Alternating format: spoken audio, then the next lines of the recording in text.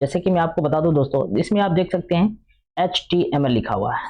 ये HTML के अंदर टोटल आपके दो भाग हैं। दो भाग में आपका पहला है आपका हेड, पहला क्या है दोस्तों, हेड, और दूसरा भाग है यहाँ से आपका बॉडी। देख सकते हैं दोस्तों, दूसरा है आपका बॉडी।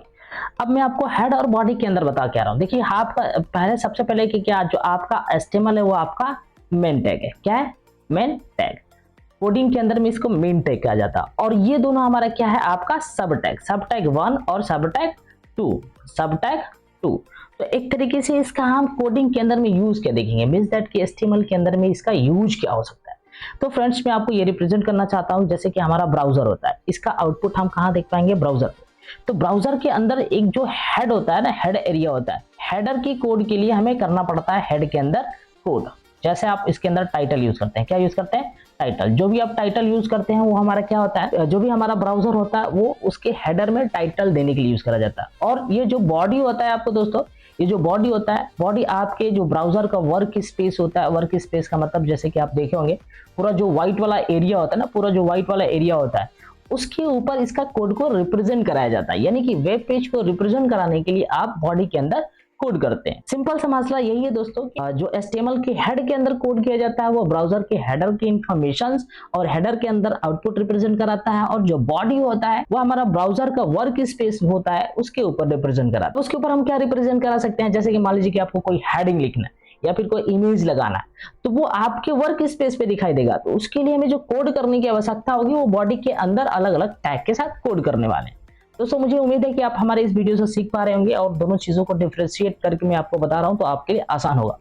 तो दोस्तों ये बेसिक एक आपका स्ट्रक्चर है। इस स्ट्रक्चर को आप अगर चाहते हैं प्रैक्टिकल के रूप में देखने के लिए तो हमारे स्क्रीन पे आ जाइए, और मैं एक टाइटल के अंदर में आपको इंफॉर्मेशन लिख के दिखाता हूं। जैसे कि मान लीजिए इसमें google.com में लिख देता हूं। जैसे इसका आउटपुट लूंगा तो आपको समझ में, जैसे राइट क्लिक मैंने किया, इसके बाद ओपन इन ब्राउजर, क्योंकि हम इस कोड को ब्राउजर पे ही देख सकते हैं। देखिए दोस्तों, जो भी हमने टाइटल में यहाँ दिया है ना, वो हमारा इस पूरे के पूरे ब्राउजर का हेडर एरिया देख सकते हैं, जो अलग कलर से है वो हमारा हेडर एरिया है।